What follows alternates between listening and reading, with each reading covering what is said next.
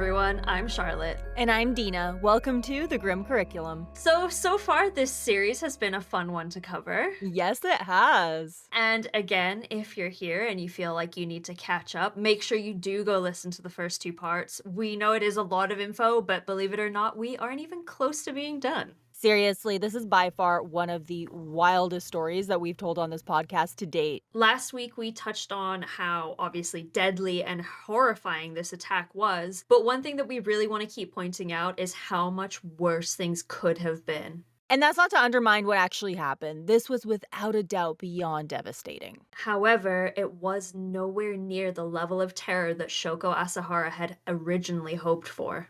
So far, we've followed Shoko Asahara and his group through a lot. Throughout this series, we've explored his humble beginnings and how his use of his partial sight made him a terror to his peers at the school for the blind. We also talked about his various attempts at gaining positions of power, both in his youth and throughout his adult life, while also proclaiming that he is Christ. And we say attempts, but really they were just big failures. And we all know by now that a lot of the time, when people who claim they are Christ don't get what they want, it often ends fairly badly. Yeah, it really never is a good sign.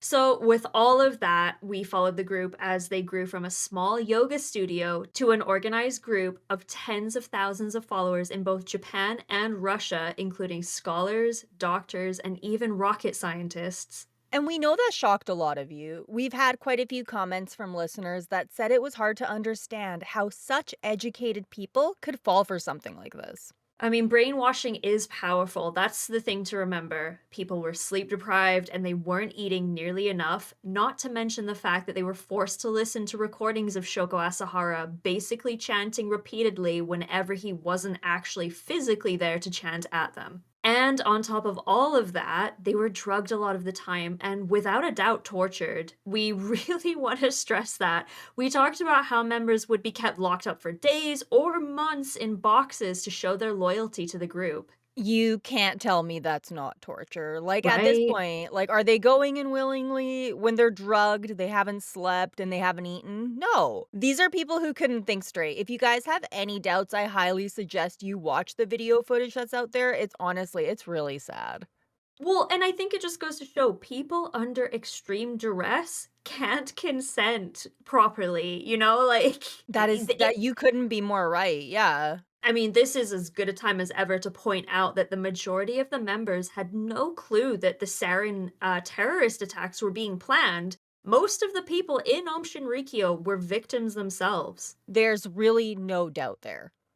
Last week, Shoko Asahara's story ended with his execution. But the story of Aum Shinrikyo did not end there, so welcome to Aum Shinrikyo Part 3. Today, we are going to be talking about what happened to the rest of the men who were directly involved with the Sarin attacks. Because remember, Shoko Asahara wasn't actually even there. That's right, we want to talk about what became of the 5 men who released the gas, as well as their getaway drivers. We're also going to get into what became of the group after Shoko Asahara's death and where they are now. How powerful is a cult once their leader is gone? So do they disband? Do they keep going? Or do they continue to try to grow? Our story is far from over. And trust us, some of this might really surprise you. Last week, we talked a little bit about Shoko Asahara's trial as well as his behavior throughout the final months of his life. We ran out of time last week, so we didn't get a chance to go over the trials and the sentencing of everybody else. Something about this entire process that might surprise you a bit is that it actually took forever due to the sheer amount of people that were charged, as well as all the various appeals they put in for themselves. Shoko Asahara was sentenced to death in 2004, but he actually wasn't executed until 2018.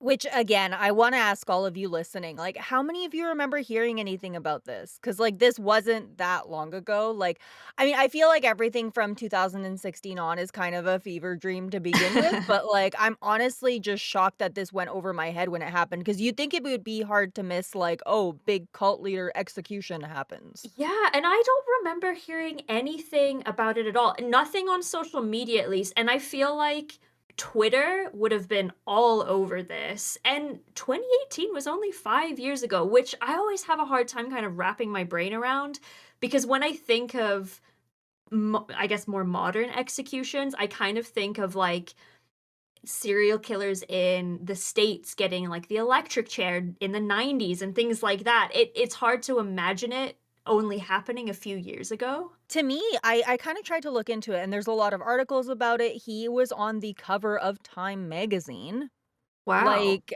and I'm like, what, like, alternative reality was this that I missed all of this?" We did talk about his execution last week, so we won't really go over all of that again unless it's really relevant, because today isn't about Shoko Asahara. Today is about everybody else. When you have such a large amount of people so heavily influenced by the same thing, you can't just expect it to break apart and have everything go back to normal for all of those involved. Absolutely. And because of that, we're going to have to kind of backtrack to around the time of the arrests. On December 15th, 1995, the Prime Minister of Japan attempted to approve the use of an old Cold War law, which allowed them to basically legally force the group to disband. Like we mentioned before, any kind of police or government interference towards new religious groups was frowned upon by most of the people of the public. And believe it or not, the attacks really didn't change that. A lot of people were upset that the government took these actions because they didn't think that they had a right to disband the group. Among them were lawyers and human rights activists. The government was still pretty worried about another attack due to the fact that they basically had an arsenal of weapons and chemicals stockpiled, and that was a pretty big part of it. Like, basically, the government stance was that they were a threat to public safety. And I mean, in this case, I would have to wholeheartedly agree because to do nothing after such a tragedy would have been reprehensible. I think that they were in a difficult position because it was like, Mhm. if you do something, you're gonna have people that are angry. If you don't do anything, you're gonna have people that are angry. Like, it was complicated. Yeah. Yeah, definitely. The following year, they took it a step further by submitting to the anti subversive activities law that was imposed upon the group. This law basically exists to allow the government to keep tabs on groups that have committed terrorist activities, and it allows for pretty stiff penalties and other consequences if they're found to be at the risk of acting again. I was curious about this because I'd never heard of it, so I looked into it further, and Japanese law is confusing as hell. So I'm not even going to pretend to understand it for a moment. But what I gathered was that basically it was implemented at the end of the Allied occupation of Japan under General MacArthur. And after Japan regained their independence in 1952, they used this law to maintain like public safety and security within their country. So this whole thing, it was hugely controversial, and I thought it was interesting to see so many post-World War II and Cold War laws being used to control the group. Mhm. This whole law, it was never used up until this point. So, I mean, it was kind of interesting that they were bringing out all of these like old laws to try to kind of like get control of the situation. This led to further protests and appeals from Ohm lawyers and various supporters, which probably has a lot of you wondering how anyone could continue to support the group after what they had done. And to be honest, there isn't really one specific answer for that. First, we have to point out that we're still looking at the early stages of the attacks. Yes, a few years had gone by, but most of those involved hadn't even been caught yet. Many group members were still in denial and didn't want anything to change for them, while others basically said, "We weren't involved, and we promise it won't happen again." The government reversed their decision about a year later. On July 16th, 1996, one of the higher up members of the group, a man named Kozo Fujinaga, was sentenced to 10 years in prison for not only modifying the truck that was used in the Matsumoto apartment attacks, but also for being one of the main people in charge of building the sarin factory. Something else that we want to talk about today is what became of the various members that we talked about in parts 1 and 2 that died at the hands of the cult. Unfortunately, we don't really know how many people the cult was responsible for killing within their own circles due to how they disposed of the bodies, but they did have members who were unaccounted for. On July 26th, the police announced that they would continue to investigate these deaths and that the total count of those missing or known to be dead was officially at 28. The only real information that they could get at this time was from members who claimed to be involved in disposing of the bodies. Later that summer, three Aum Shinrikyo buildings were closed due to bankruptcy that the group was forced to declare. This led to a lot of still devoted members of the group looking for somewhere new to go. And because of this, some people were like, okay, you know what, enough is enough. But there were still people who believed in Aum Shinrikyo and even in Shoko Asahara. And I understand that it may be really easy for some of you to listen to this and judge them for staying, but when you've only known this level of sheer insanity for years, it can be hard to let go, especially when you've already lost everything. The majority of these members who stayed had lost their families because of all of this. They had no money and nowhere to go. All they knew at this point was Aum Shinrikyo. In December of 1997, 8 members of the group were ordered to pay restitution to those victimized in the Matsumoto apartment attacks. The total amount they were ordered to pay was 100 million yen, which is the equivalent of about 1 million Canadian. I'm not gonna lie, I kind of expected that number to be a lot higher considering everything that's happened so far. A million doesn't seem like very much at all. No. Like, in the grand scheme of things and just how many people were hurt and affected by it, 1 million is a drop in the pond. I mean, we got a million Canadian. Yeah, exactly. Yeah. I mean, nowadays I feel like one single person might get a million each kind of thing, but this was a million for many, many people. Yeah, Like, that's nothing. no, it really isn't. Shockingly, in early 1997, an independent panel decided that the government was not allowed to actually ban the group. They agreed that, yes, the group was dangerous and should be watched, but that the Japanese government had no right to force them to disband. Meanwhile, things in court weren't going all that well. The higher ranking members of the cult were all turning against each other, and needless to say, Shoko Asahara didn't have their backs. Mind you, it wasn't like they had his either. Basically, they were mad because he went around saying that they came up with the idea of the subway attacks, and that he was angry because they were saying it was all him. He actually went as far as to say that he begged the group with all of his might not to carry out the attacks, but that they had disobeyed him. He's obviously like a shit human being for everything Mhm. he's done and how many people he's hurt, but I gotta say, I hate a sheepish cult leader. We talked about this last week, but he basically refused to talk and he didn't accept any responsibility.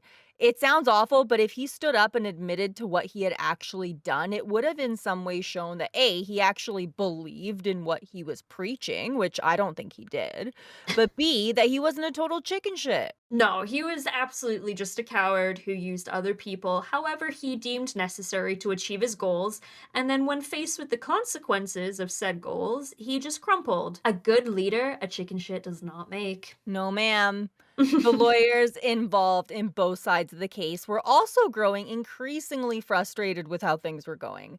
The defense argued that they didn't have an appropriate amount of time to prepare, while the prosecutions wanted answers from Asahara, not meditation and mysticism. Apparently, there was a fair bit of drama during this time, and we really wish that this was one of those cases where we had the access to the court footage. It really would have been something else to see. His lawyers actually threatened to quit multiple times.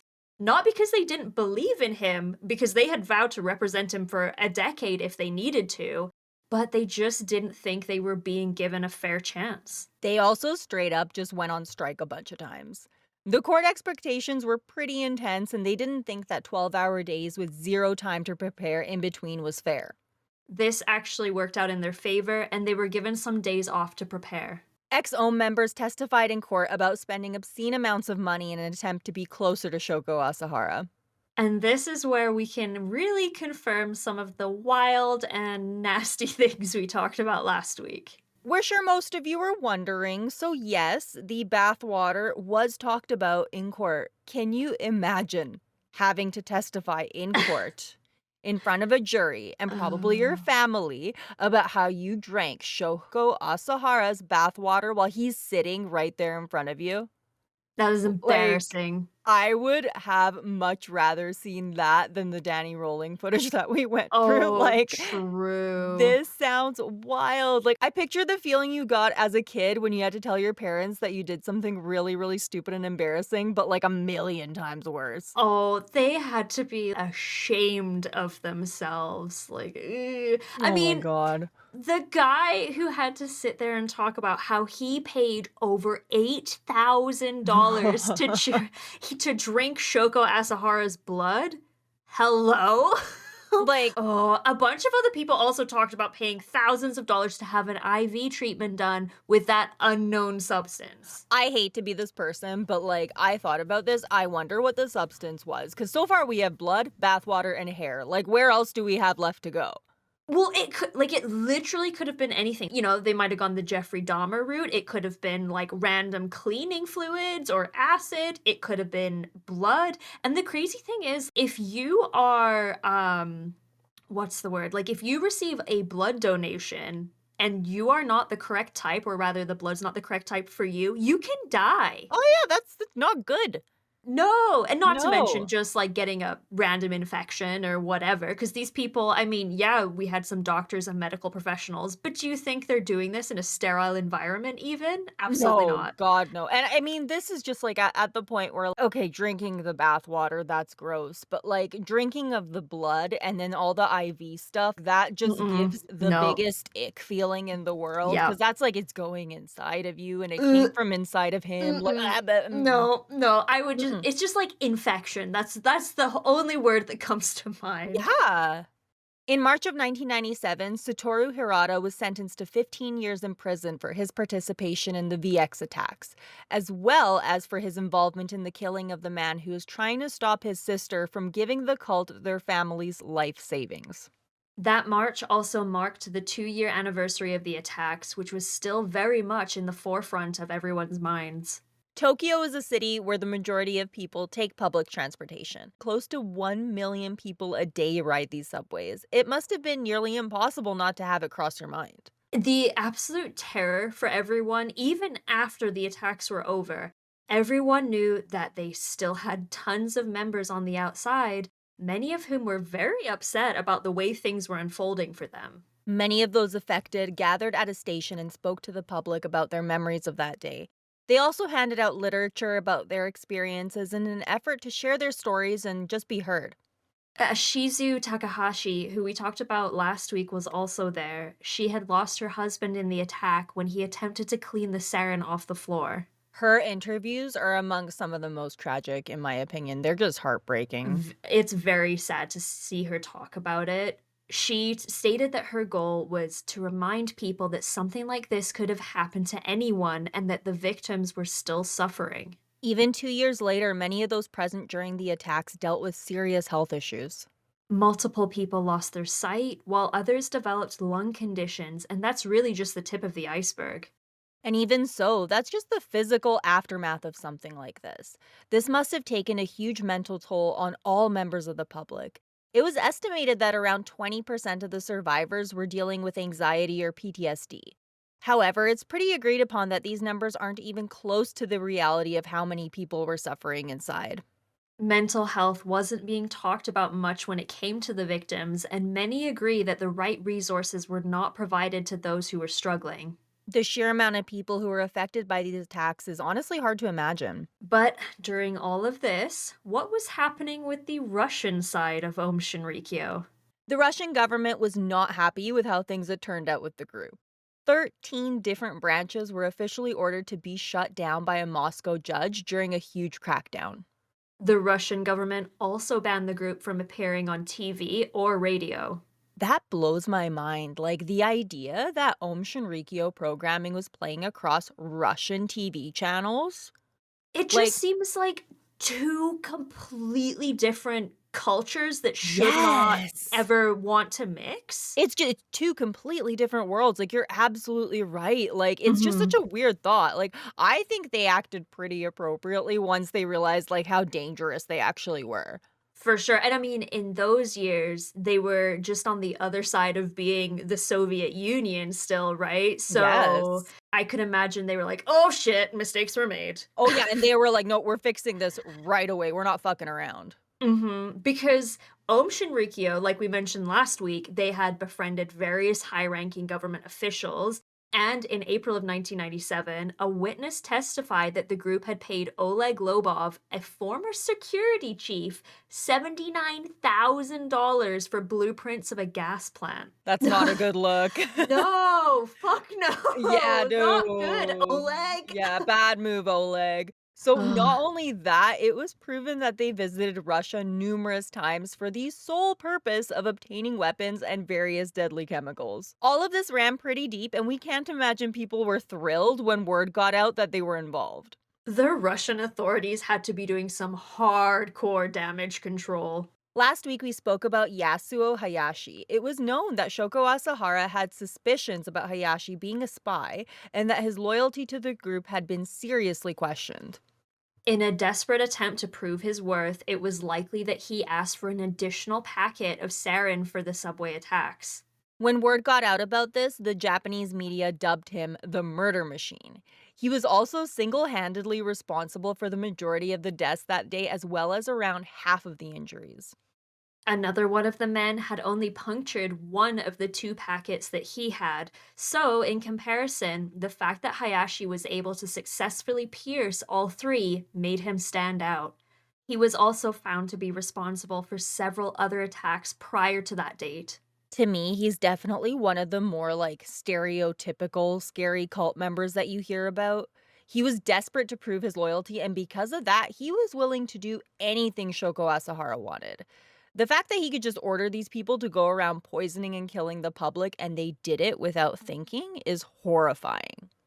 It's one thing to assassinate individuals because they're standing in your way or you need something specific from them, but when it comes to indiscriminately killing and injuring innocent and random members of the public, it becomes something else entirely. There was one goal and one goal only when it came to these attacks: mass public terror. How Aum Shinrikyo was allowed to operate in any capacity after this is still completely beyond me. Like, I understand that the government was had their hands tied in this case, but I still don't know how they didn't put their foot down. What's wild about all of this is that you think that the cult would actually be suffering at this point.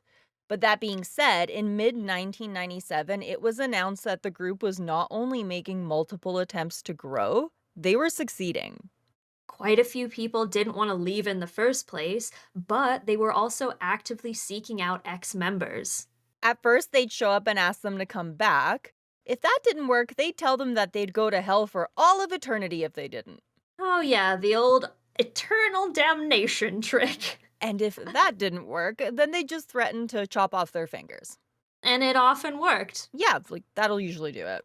Around this time, advocates for the victims of the Sarin subway attacks and their families continued to fight for their own justice. In a surprising turn of events, a trustee for the group agreed that 1.12 billion yen, or about the equivalent of 8.62 million US dollars, in restitution would be paid to survivors and to those who had lost their loved ones. And all of that sounds promising. It was a huge step from the 100 million yen that we talked about before. It was clear that the group had a lot of money, however, most of that money was already spoken for. The group had a huge amount of debt before this even happened. Unfortunately, this meant that in reality, the survivors would only ever see a small percentage of what was actually promised to them. In court, there was one name that kept coming up when prosecutors asked if anyone could have stopped the attacks. That name was Tomoko Matsumoto, the wife of Shoko Asahara. In part two, we mentioned briefly that she was far from innocent in all of this. We mostly talked about her in part one, and for those of you who do need the reminder, she was the one who helped Shoko Asahara set up his very first yoga studio. So she was there when all of this began. And prosecutors argued that she was there every step of the way. On the other hand, Tomoko was adamant that she was innocent and that she was far too busy worrying about her husband having affairs. In reality, she had been present during multiple murders. Tomoko Matsumoto was sentenced to 7 years in prison for her involvement. During that time, various other members were arrested for multiple murders. Many were shocked to find out that one of the masterminds behind the attack, a former heart surgeon named Ikuo Hayashi, was spared the death penalty. He was, however, sentenced to serve life in prison with the possibility of parole in 20 years. The getaway driver who worked with Hayashi was, however, given the death sentence, which, if anything, that seems backwards to me. Me too. I tried to make that make sense. And the only thing that I can really come up with there is I think that Hayashi just had a better lawyer. That's what I was gonna say too, because he's a Unfortunately. doctor, and if, his getaway driver wasn't in a educated or high-ranking position, then he probably didn't have a leg to stand on. Yeah. The driver of the converted refrigeration truck used in the Matsumoto apartment attacks was sentenced to 17 years in prison for his involvement during that deadly evening. He attempted to argue that he didn't know the gas in the truck was deadly, but no one really bought it, obviously. Kenichi Hirose, who was injured while participating in the Subway Sarin attacks, was sentenced to death. He attempted to file numerous appeals, but they were all rejected. Toru Toyoda met a similar fate. Masato Yokoyama was sentenced to serve life in prison without the possibility of parole, along with his getaway driver. Yasuo Hayashi was on the run for almost 2 years after the attacks. When he was finally found, he was sentenced to death. The last of the members to be tried was Katsuya Takahashi after being on the run for a whopping 17 years. All in all, 13 members of Aum Shinrikyo would be sentenced to death. What many people didn't know is that while all of this was happening, the group was continuing to grow. Their numbers in Russia were close to an all time high, and they had successfully recruited members in Ukraine and Kazakhstan. This was despite efforts made by those countries to ban them. And those members weren't doing anything outwardly nefarious. They mostly made their money by running various websites, and they also owned several small computer stores. While this doesn't sound like a lot, they had made something around 30 million in 1997 through these little ventures. By the time the fourth anniversary of the attacks had come, the group had been stripped of its religious status. This didn't stop them from further attempting to grow. Around this time, they purchased various properties across Japan to meet with members so that they could prepare for the end of the world, which, according to Shoko Asahara, was coming later that year. Well, we talked a little bit about that before. Spoiler alert, guys, it didn't happen. Surprise! What is surprising is that around that time, the government declared that the group was no longer a threat. Which, can we all just agree that that's a really stupid Oh suggestion? my god, I don't know how you could jump to that conclusion so quickly after the attacks had happened. Like, I would have them under a microscope Like, for decades. the rule should be that if you do something like this, you gotta be good for like 25 years. Like, nothing. Like, your Literally. members can't get like a speeding ticket, nothing. No. Like, you need to be good. And they were not being very good. No, we'd already seen them go back and forth a lot when it comes to whether the group is a threat or not. So part of that was due to the public pressure from both sides of the spectrum. Many wanted to see the group punished, while others didn't think the government had the right to interfere. This back and forth would go on for years. They would essentially declare the group a threat, then say they weren't, and then repeat the process. One thing was clear though, they were trying to grow again, and whether or not that was a threat, well, it probably wasn't the best thing either way. Around this time, the group renamed itself Aleph. Shoko Asahara had long since stepped away to focus on the trial. The man to take over was Fumihiro Joyu, one of the higher up members of the group who had not been under any suspicion of wrongdoing. Something interesting to note is that before they assigned him to be in charge, the group was run by Shoko Asahara's two preteen sons, which is just a bizarre thought all on its own. Yeah. Either way, it looks like the group thought they needed to have a rebrand, so that's basically what they did. Because who would have thought that two teenage boys in charge of a cult would have been bad for business? And not even teenage, preteens. They were like, what, 10 or 11 years old or something? I feel bad for these kids because I feel like they were probably like, ah, yes, these are Shoko Asahara's children. They can guide us. And they like threw these two kids like just down into the wolves and were like, all right, lead us. And they were like, Okay, yeah, yeah, well, we just came from watching anime, yeah, I can like, do a and eating cartwheel. cereal. Yeah, exactly. Oh, lord. Along with this, they also removed concerning doctrines as well as publicly apologized to the victims of the sarin attacks. They also took away all controversial literature in an effort to prove that they were only focused on peace.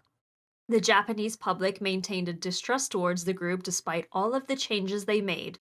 Not that you could blame them. While the group has denounced many of their former beliefs, they still follow many of the spiritual teachings of their former leader, Shoko Asahara. Aleph still has a website up, and if you go to it, you can read Joyu's response to the attacks, his promises for reform within the group, and all of that. Like, they have a whole PR department section, like, it's actually what it's called. Mhm. Yeah, It's when you sent me the link, I checked it out and I was like, "Huh, look at that." I saw that, I was like, "That's real, that's a thing, wow." You should well, Dina's gonna do her little behind the scenes this week, but Yeah. you guys should definitely go check out the Aleph, website because it is something else. It's a thing. It sure is.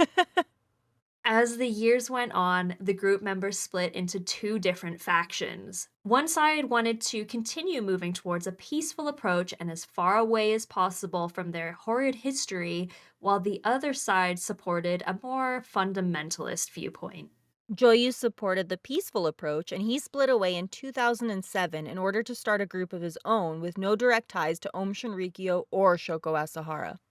This new group was called the Circle of Rainbow Light, which is definitely less threatening than Om Shinrikyo, or what Om Shinrikyo is translated to, which is Supreme Truth. This new group was certainly better received than the new Aleph. Many members of the public liked their overall approach to life, and they were actually looked at as sort of small celebrities by many. In a lot of articles, they're actually compared to like pop idols. On the other hand, Aleph found themselves under fire when a series of photos from one of their compounds was taken by the Public Security Intelligence Agency. One of them showed a knife stabbing a large pile of papers. Among these papers were photos of various former Ohm enemies, including members of the police, lawyers who helped members escape, and basically anyone else that they still held a grudge against. They were also still very openly worshipping Shoko Asahara, and all of this together was pretty damn concerning. In 2016, Russia once again saw that the group was growing and decided to make further attempts to ban the group. They raided their compounds and confiscated their literature and anything else that was directly related to them. And 2016 brings us to something that completely blew my mind. So I was looking up just like everything I could find about the group, and I found an article that talks about Aum Shinrikyo slash Aleph members in the Balkans. So, like, holy fuck. Oh. So they first hit Montenegro, which is a part of former Yugoslavia, Mhm. where they attempted to recruit members, and they actually successfully had like 60 some members there. Um, but Interesting. there's also some proof that Aum Shinrikyo attempted to recruit members from my home country of Bosnia, which, holy fuck. No kidding. I wonder if because of all the conflict that was happening around that time, if they're like, yeah, we can probably swoop in and grab a few people that are feeling pretty hopeless and disillusioned. Unfortunately, stuff like that is a huge problem there, and it does happen, I to, like, bet. an even bigger extent. But this was something because, like, to me, I just pictured, like I picture Bosnia, and I picture Aum Shinrikyo, and I'm just like, "What?" Like, it's Again, again, it's it's the 2 two worlds. different Yeah. cultures. Yeah. Because I can imagine Bosnians going like, all right, weirdos. What the hell are you doing? I'm like, I'm even trying to, like, imagine just a typical, like, Bosnian person's reaction, because even my mom's reaction to them, my family's reaction to them, it's just something that you don't see that there. Apparently, quite a few members of their Montenegro sect showed evidence of quote unquote ritualistic injuries. During this time, members were also paying a lot of money to be allowed to join the group, as well as for various study sessions with their gurus. And those study sessions were up to $10,000 per session, just Oh my FYI. god. So, it looks like they were really kinda starting to become a red flag even more so and go back to a lot of their old shenanigans. Shortly after the executions of many of the Ohm members involved in the sarin attacks, including Shoko Asahara himself, a man crashed his car into a large group of people, injuring 9 of them. The driver claimed that he wanted to hurt as many people as possible in retaliation for an execution. He didn't specify which one, but many believe that he acted due to one of the Ohm executions. That was in 2019. In May of 2022, the United States removed Aum Shinrikyo from their list of terrorist organizations, deeming that they were now considered inactive. And that's pretty well that. After the death of Shoko Asahara, his family fought with cult members over his remains, and they also fought within themselves. Shoko Asahara asked for his remains to be given to his fourth daughter. However, his second daughter argued that the remains should go to her because he was not in the right state of mind to decide properly. Some former O members also wanted the remains for themselves, and we keep saying remains, but we just want to mention that he was cremated. They weren't like fighting over his body parts. I legitimately think they wanted to, like, bathe in his ashes or drink them, or at least some of them did. Like, I know that's disgusting, I know that's morbid and terrible to say, but I truly think they wanted to. At this point, you could tell me that they wanted to snort his ashes like, Keith Richards from the Rolling Stones, and I'd be like, "Okay, Yeah, yeah, that makes sense." yeah, I would also believe that they were gonna pay 10,000 a pop for it too. Oh, absolutely. The ashes were, in the end, given to his second daughter, who stated that she did not want them to be used religiously or spiritually, and that she actually just wanted to quietly grieve. She had left the group in 2000 and wanted nothing to do with them. As a result of the attack, many things changed in Japan. Use of CCTV cameras on subway systems increased along with a police presence. This has allowed for an extremely low rate of crime on the subways, and while the attack is still in the back of many people's minds, hopefully these changes can at least help people feel a little bit safer. Many researchers argue that the cult members should not have been executed as quickly as they had, and that there was a huge opportunity that was missed when it came to this entire thing. I found this really interesting and it brought up a really good point. They essentially talk about how this could have been a really fascinating opportunity to study groups like this, along with their members, to not only understand them better, but to help make sure this kind of thing didn't happen again. One researcher that was interviewed talks about how this is what she wishes would have happened from a scientific standpoint, but that the public's desire to have justice carried out quickly was something that she completely understood. Many surviving members have been interviewed since, and you can find a lot of this footage online. A lot of them still maintain that their years within the group were the best of their life, and that to this day they find it hard to believe that something they thought was so peaceful ended in such devastation. Which makes me wonder, was it actually peaceful? Were they brainwashed? Or was it both? I maintain when you dedicate that much of your time, money, and energy to something like this, it can be really hard to walk away, especially when you've lost your friends and family over it, like many of these people had. I can also imagine that in a lot of the time in situations like this, it's easier to remember the good times rather than the bad. But it also surprised me to see the amount of fondness that so many of them still have towards the group and even towards Shoko Asahara himself. Which brings us all the way to the end of our Om Shinrikyo series. This was a lot of fun for me. I love cults. They've fascinated me for a long time, and I'm honestly so glad that we picked Om Shinrikyo for our first cult on the podcast. Me too. Like, we kinda chatted about who we wanna cover next for the next cult, and we're excited to share that with you when the time comes. Mhm. The craziest part for me is always how so many people get pulled into these kinds of organizations, especially when they have the wackiest practices. Like some cults, at first, on very like surface level, you could see how someone would be interested. But then as soon as I like took a step in and was like, "Oh shit, we drink in bathwater? I think I'm gonna have to ghost you people now." Yeah, I think I'm good, thanks guys, bye. Yeah. Exactly. But anyway, all that being said, for the next few episodes, we have some fun ones coming your way over the next few weeks as we are working towards episode 50. Which is going to be a huge series. Bigger than anything we've done so far. Mm, Also, the 1 year anniversary of our very first episode release is coming up. and we have big news that we're gonna be sharing around that time too, like, big. Big Big news. stuff. So all sorts of wonderful and great things coming up. Yeah, we're both excited, and as always, we really appreciate all of you. This week on Patreon, I'm going to be doing a deep dive into more of Aleph's practices, so please check us out on there if you haven't already. Charlotte did a phenomenal job on the Sarin video last Thank you. week, and we have a lot of really great stuff there. We are also going to be recording another one of our bedtime ghost stories for our patrons. If you haven't listened to any of those, you should, because they're great. And with all that Patreon talk, a huge thanks to our amazing VIPs.